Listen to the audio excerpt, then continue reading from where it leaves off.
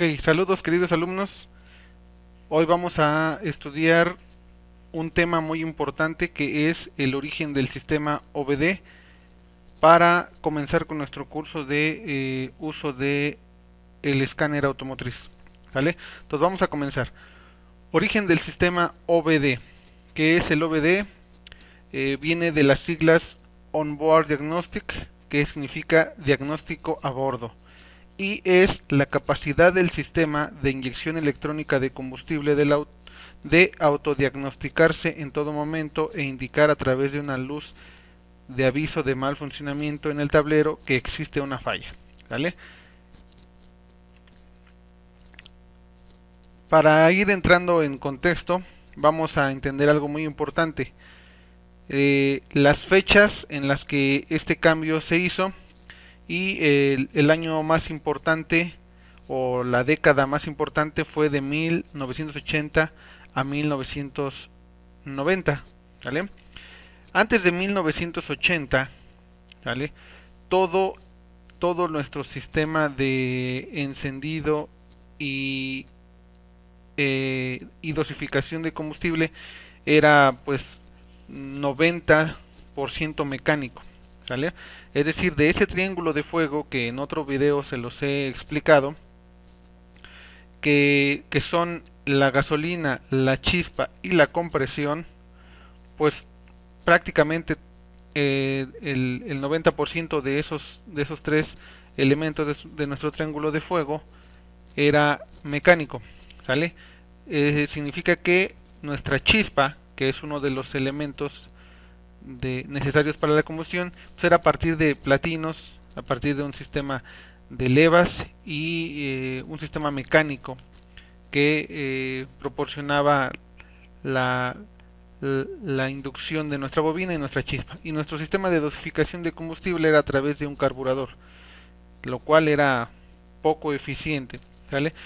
Por esta razón, los autos de esos años pues eran muy contaminantes, ¿vale? Eran muy contaminantes, había poca eficiencia del combustible, poca potencia, en fin.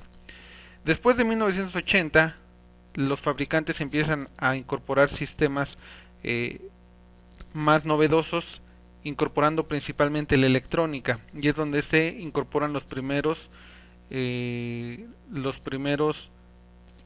equipos con encendido electrónico o con la tecnología electrónica incorporada. Por ejemplo, eh, pasan de ser sistemas mecánicos a ser sistemas con movimiento mecánico, pero con un sistema de captación y producción de chispa a través de sensores y sistemas transistorizados. Es decir, el sistema de encendido pasó a ser electrónico. Y nuestro sistema de inyección pasó de ser mecánico a ser controlado a través de un solenoide, lo cual llamamos inyector de combustible controlado por una computadora a través de 12 volts. ¿Sale? Entonces esto es importante que lo entendamos porque dos de los elementos de nuestro triángulo de fuego son unidos y controlados a través de una computadora, ¿sale? Que es, digamos, la principal función de una computadora: controlar el avance de encendido, ¿sale? El tiempo en el que se produce la chispa, adelantarlo o atrasarlo dependiendo de las condiciones de operación y de funcionamiento de nuestro motor, y controlar la inyección de combustible, es decir, la cantidad de combustible que se inyecta y el tiempo en el que se inyecta y la secuencia en la que se inyecta, ¿sale? Entonces esa es su principal función de una computadora: controlar estas dos cosas, que son dos de nuestros tres elementos de nuestro triángulo. El tercer elemento sería pues la compresión, pero eso está dado principalmente por el aspecto mecánico de nuestro motor y el diseño del motor. Pero sigamos con nuestro tema del OBD, antes de entrar al OBD2, ¿vale?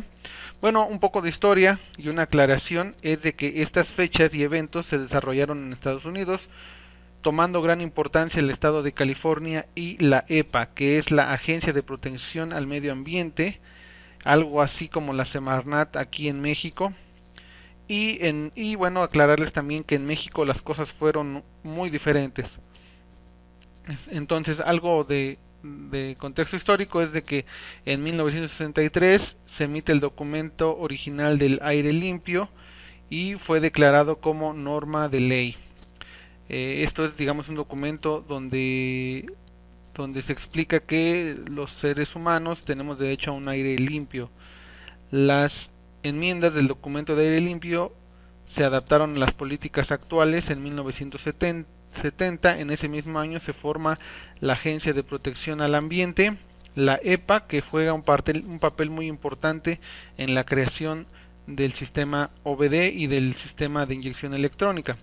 En el 71 fueron creadas las normas de emisiones evaporativas, las cuales obligan a recircular los vapores del tanque de gasolina.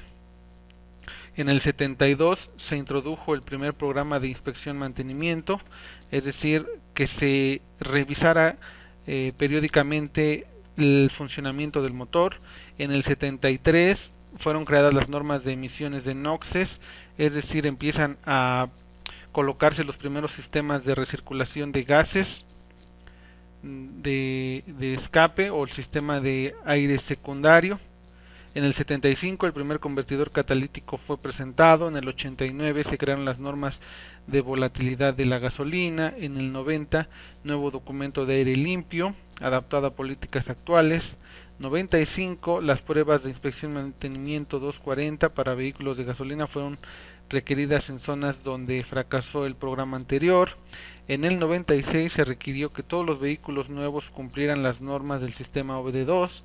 En el 97 todos los fabricantes de vehículos recibieron la orden de proporcionar al mercado independiente las capacidades de reprogramación de los programas electrónicos y permitir el acceso a la información técnica relacionada con las emisiones, los materiales de entrenamiento y equipo de prueba necesario. Es decir, esta ley es buena porque dejan libre toda la información respecto a inspección y mantenimiento de los vehículos y nos da acceso a diagramas, datos importantes para poder reparar los vehículos. En el 98 los vehículos con combustible flexible deben cumplir con los requerimientos federales OBD durante la operación con gasolina a partir de 1999. En el 2000 un monitoreo de termostato debe ser añadido al grupo de monitorios no continuos.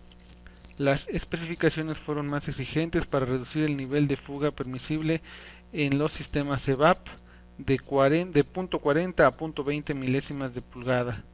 2002 el monitoreo de PCB debe ser añadido al grupo de monitores no continuos y 2004 los vehículos con combustible flexible deben cumplir con los requerimientos federales de las normas de OBD durante la operación del motor con combustibles alternativos. Tal, esto es solo un contexto histórico para que entendamos de dónde viene el sistema OBD.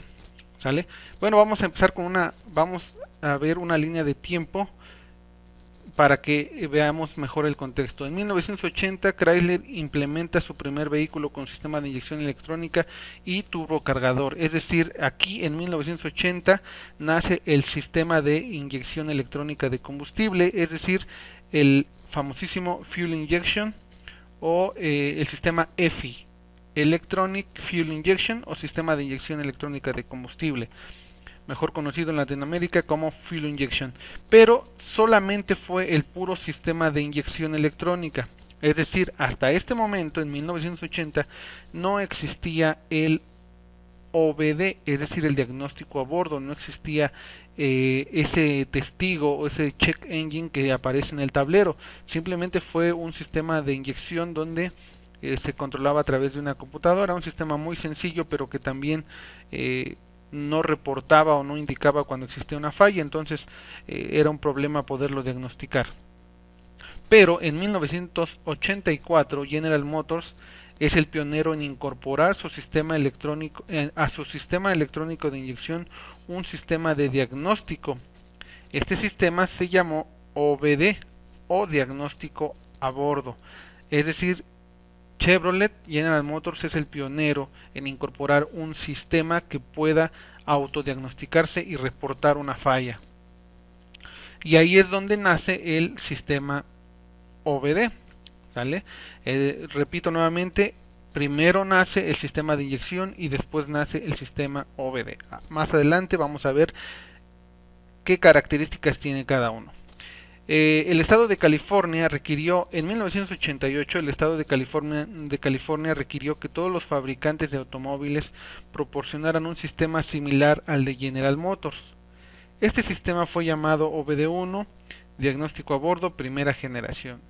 Es decir, el estado de California se da cuenta de los alcances tan importantes que tiene este sistema y exige a todos los fabricantes de vehículos que deban de tener un sistema parecido al de General Motors, y en ese momento cada fabricante incorpora un modo de diagnóstico propio, ¿sale? Surgiendo así el famosísimo OBD1, en el cual cada uno tenía sus propios códigos de falla, su propio conector, sus propias formas de diagnóstico, en fin.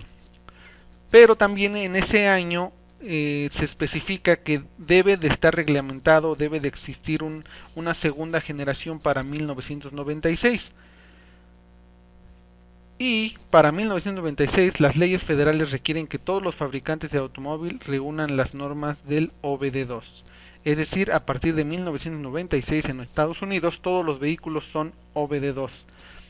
Esto significa que ya esa reglamentación es común para todos y ya todos contienen el mismo conector, los mismos códigos de falla o un estándar de códigos de falla, de estructura de códigos de falla, y se apegan a los lineamientos para que el sistema de diagnóstico sea más fácil.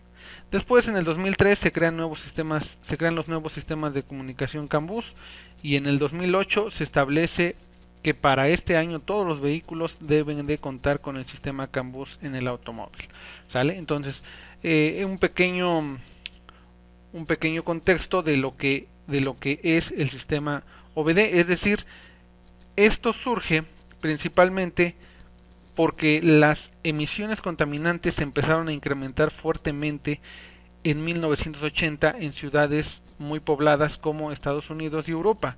Entonces el gobierno toma cartas en el asunto y a través de la EPA, la Agencia Federal de Protección al Ambiente, exige a los fabricantes de autos que reduzcan las emisiones contaminantes. Entonces, pues todos empiezan a mirar la electrónica como la solución para reducir esas emisiones y empiezan a incorporar muchos elementos electrónicos en el automóvil, lo cual pues representa un avance muy significativo en el ahorro de combustible, aumento de potencia de los vehículos, reducción de emisiones y bueno, pues se da un gran avance en la eficiencia térmica de los motores. Entonces el OBD, el diagnóstico a bordo, surge a partir de una obligación que tienen los fabricantes ante el gobierno y de una exigencia del gobierno para las armadoras de reducir las emisiones contaminantes. Y bueno, es así como surgen los dos pilares, así lo he entendido yo, lo represento y así lo comparto con ustedes. Surgen los dos pilares muy importantes que sostienen a la reducción de emisiones contaminantes. ¿Cuáles son esos? Bueno, pues un pilar es el OBD o el diagnóstico a bordo, primera y segunda generación. Vamos a ver más adelante las diferencias, ¿sale? ¿Y qué es el OBD? Bueno, ya lo explicamos, es la capacidad que tiene el sistema de inyección electrónica de combustible de autodiagnosticarse de manera continua y reportar alguna falla. El sistema OBD, a diferencia del otro pilar, es un sistema que se encuentra 90% en la computadora, se encuentra en el software de la computadora, es decir, es poco tangible. El OBD lo podemos ver de mejor manera con un escáner, entrando al software, entrando a la computadora y viendo su desempeño a través de un escáner. Mientras no tengamos un escáner no vamos a poder realmente interactuar con este sistema. Es por eso que este sistema es 90% software y 10% hardware. Lo único que podemos notar de estos del OBD, si acaso, es el conector y algunos otros elementos que lo identifican como un vehículo OBD. Y digamos que la parte fuerte o los elementos o el elemento que conforma el OBD son los modos de diagnóstico. ¿Qué son los modos de diagnóstico? Bueno, pues la gestión de códigos de falla, como leer códigos históricos, códigos pendientes, códigos actuales, códigos permanentes, borrar códigos, en fin. La gestión de datos en vivo, el poder ver el funcionamiento de los sensores en vivo, y monitores de emisiones, es decir, si se está trabajando correctamente todo el sistema de sensores y actuadores, y poder visualizar el desempeño del sistema, la eficiencia del catalizador, función de los sensores de oxígeno, en fin, es todo un mundo, todo un capítulo, todo un tema, todo lo que es relacionado con monitores de emisiones, fallas, datos en vivo, en fin.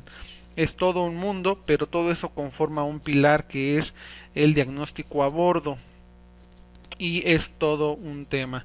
Otro pilar muy importante que trabaja junto con el OBD es bueno, pues el Fuel Injection, el Electronic Fuel Injection o inyección electrónica de combustible.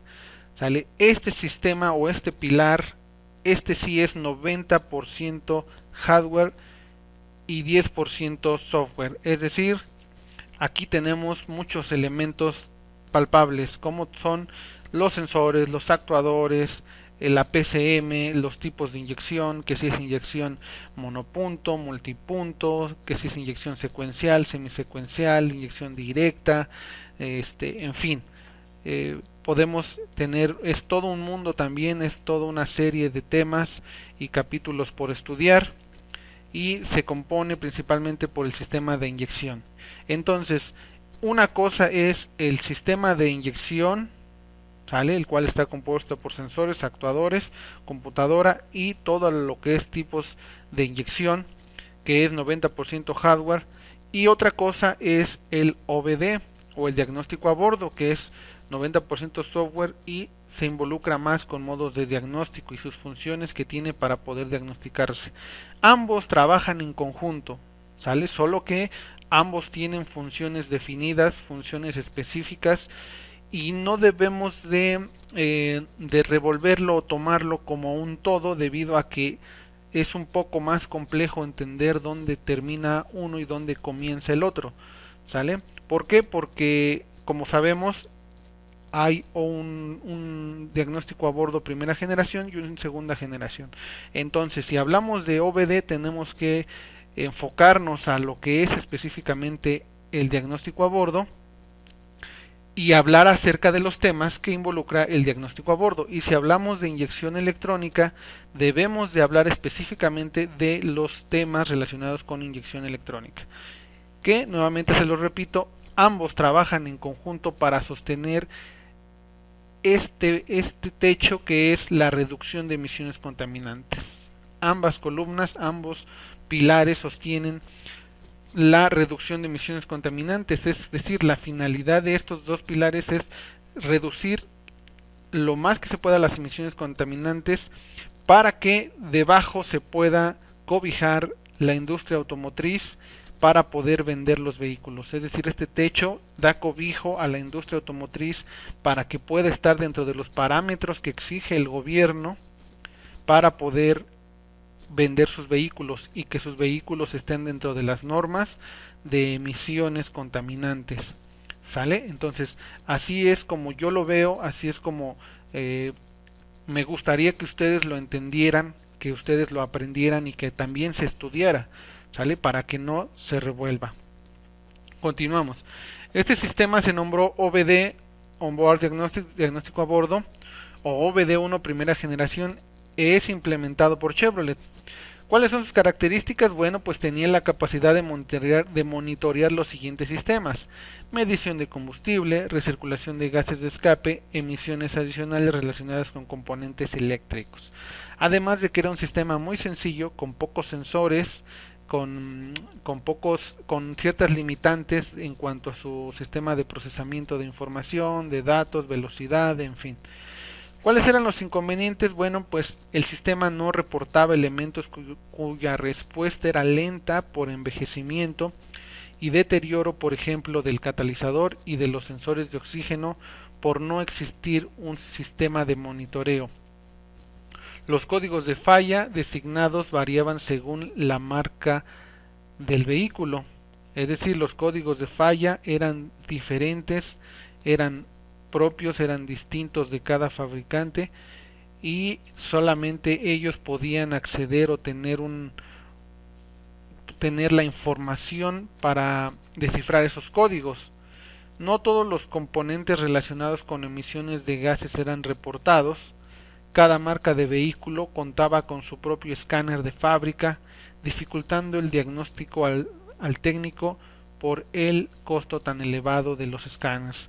Es decir, un escáner no tenía la capacidad de entrar a diferentes marcas, no existían los escáneres multimarca, y los pocos que llegaban a tener esta capacidad, como Snap-on, como OTC, como otras marcas, pues eran muy costosos, y aparte aparte del equipo tenías que comprar cartuchos, pagar licencias, pagar actualizaciones para ciertos modelos, no era por marca, era para modelos. Entonces realmente era muy complicado en poder escanear o poder diagnosticar un carro.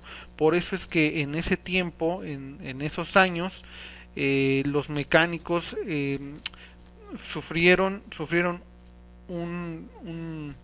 sufrieron de este cambio, ¿no? Porque estaban acostumbrados a cuestiones mecánicas, cuestiones un poco más prácticas, y el que necesitaran equipos como esto, bueno, pues se enfrentaron a situaciones muy difíciles. Eso orilló a que muchos desistieran o se quedaran atrás o simplemente no hicieran caso de esto. Pero en fin, fue un momento de transición que hoy en día se ha superado y que vamos avanzando.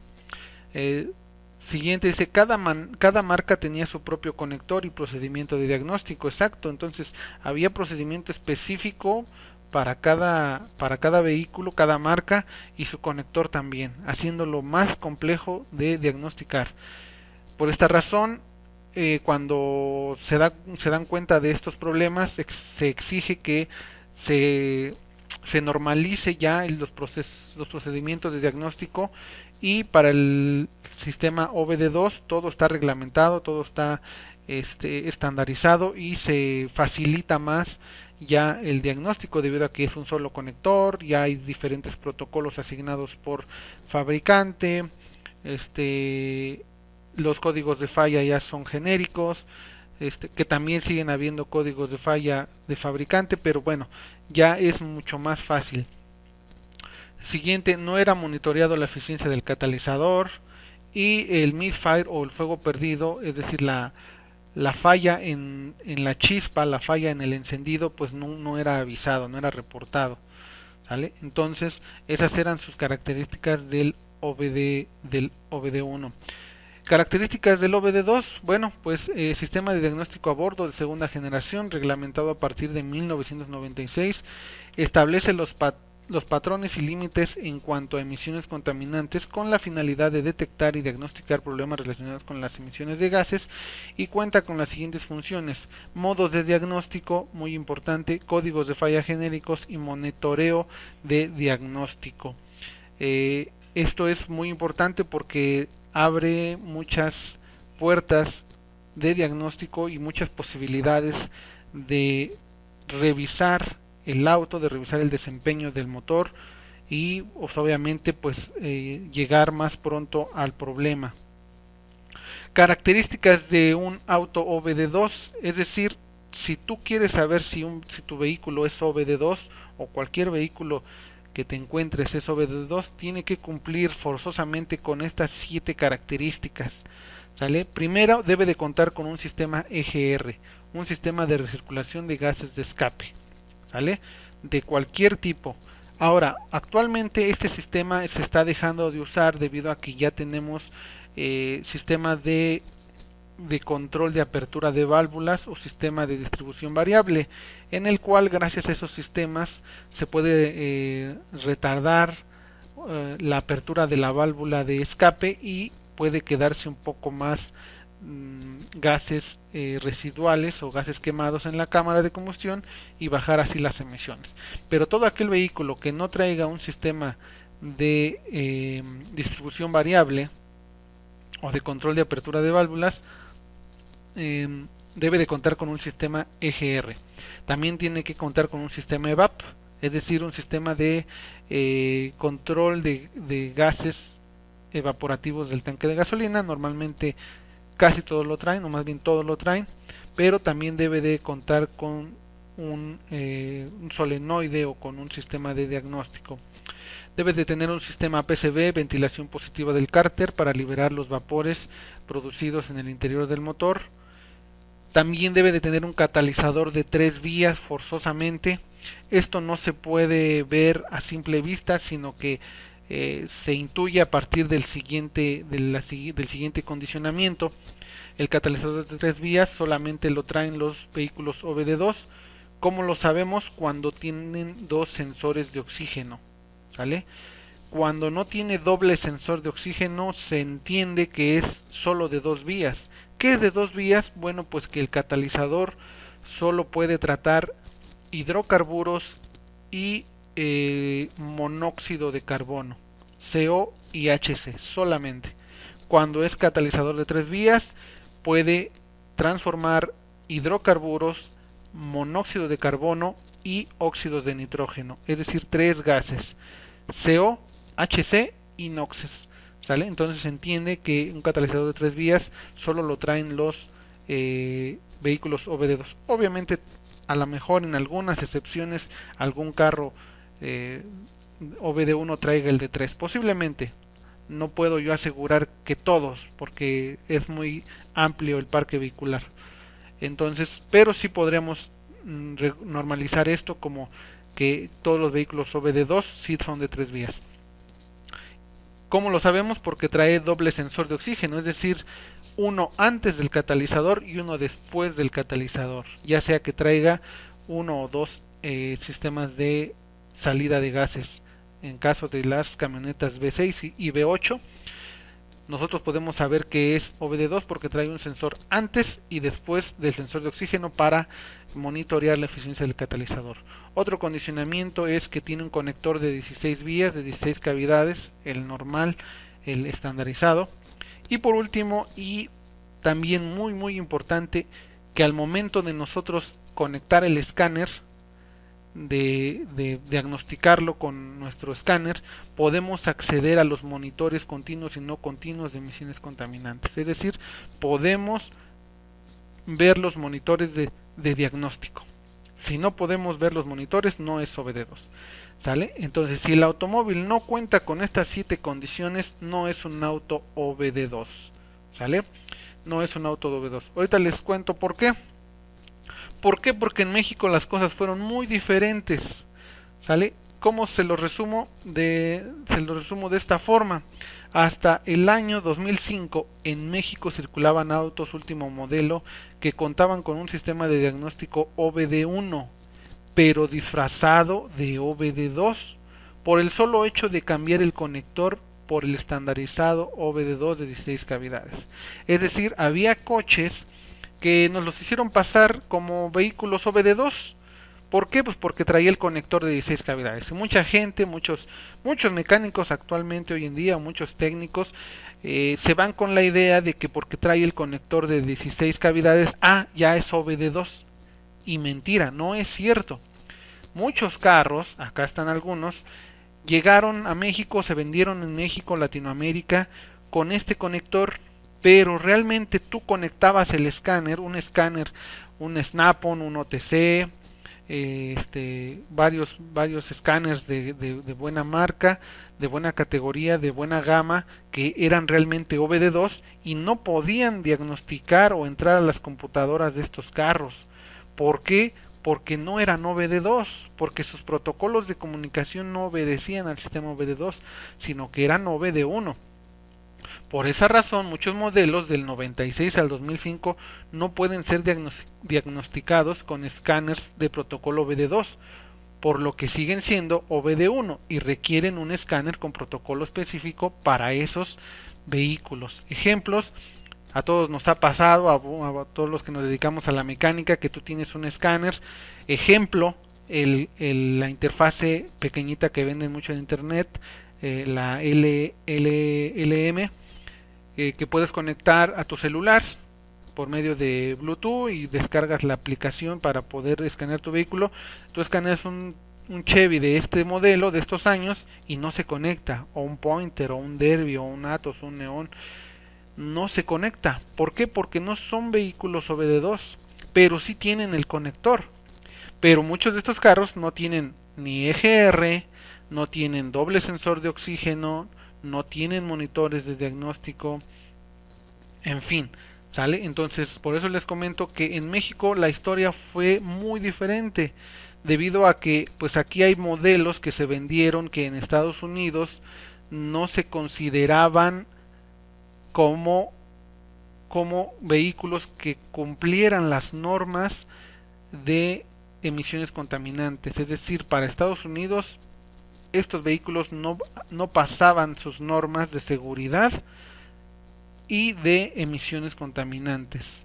Entonces, pues tan solo veamos el Tsuru, la historia y muchos otros más, no pasaban las normas de seguridad ni de emisiones. Entonces, ¿qué pasó? Que dijeron, bueno, pues vamos a venderlos en Latinoamérica, allá sí nos los aceptan, allá sí no hay leyes tan estrictas como para que nos le pongan peros a nuestros autos, ¿no? Entonces, ¿cuál es la razón de que en México las cosas fueron diferentes? Bueno, pues intereses económicos entre fabricantes y vendedores y deficiencias de organismos gubernamentales y políticos, que no me gustaría hablar más acerca de esto, debido a que pues estas son cosas pues diferentes, ¿no? A lo que nos trae. Entonces, eso es importante. A partir del 2008 todos los autos ya son OBD2 en México, es decir, a partir del 2008 ya hay una solución en México y bueno, pues ya estamos estandarizados y es más fácil diagnosticar los vehículos. Pero bueno, todavía hoy en día 2020 todavía hay muchos carros del 2000 que siguen circulando, que siguen estando ahí, y es importante que ustedes sepan que hay vehículos de modelos del 2000 en adelante que no son OBD2 y que necesitan un procedimiento de diagnóstico diferente con escáneres diferentes. Conclusión: el sistema OBD2 es un sistema perfectamente definido y con funciones específicas que trabaja como soporte de diagnóstico para el sistema de inyección electrónica de combustible. ¿Vale? Repito, el sistema OBD2 es un sistema de soporte de diagnóstico para el sistema de inyección electrónica de combustible. ¿Sale? Y tiene funciones específicas y tiene una función definida. ¿Sale? Y no se debe de revolver, no se debe de decir que es lo mismo el sistema de inyección electrónica que el sistema OBD2. ¿Vale? Porque no son lo mismo, trabajan para lo mismo, pero con funciones perfectamente definidas. Y ambos en conjunto, repito, ambos en conjunto trabajan para reducir las emisiones contaminantes a los niveles que exige el gobierno a través de sus agencias de protección al medio ambiente, tanto en Norteamérica como en Latinoamérica. ¿Sale? Entonces, eso es el sistema OBD2 y bueno, pues hasta ahí el tema. Espero les haya gustado, les haya ayudado mucho en entender el funcionamiento de el sistema OBD. ¿Vale? Sin más, esto sería todo del video.